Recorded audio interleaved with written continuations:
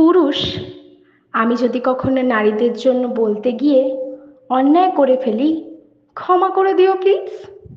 হয়তো মুখে বলতে পারি না, কিন্তু মনে মনে জানি তুমিও অসামান্য।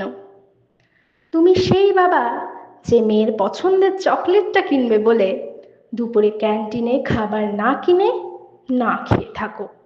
তুমি সেই ছেলে যে বাবার ব্যবসায় সাহায্য করবে বলেই সান্ধ্য কলেজে পড়তে যাও।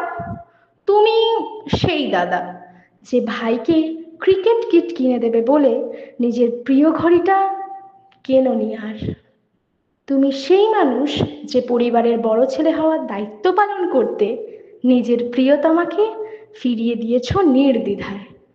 মনের গোপনে বাঁচিয়ে রাখা কত স্বপ্নকে অকালে হত্যা করেছ শুধুমাত্র তুমি পুরুষ বলেই। চোখের জলকে আড়াল করেছ নিজের কাঠিন্য আর নিষ্ঠুরতার অভিনয় দিয়ে। তাই আজ অকপটে স্বীকার করি, এত সম্ভব করতে পেরেছ শুধু তুমি পুরুষ বলেই। এই নারীবাদী মেয়েও তাই গর্বিত, কারণ সে এমনই এক পুরুষের মেয়ে বা বোন কিংবা প্রেয়সী। তাই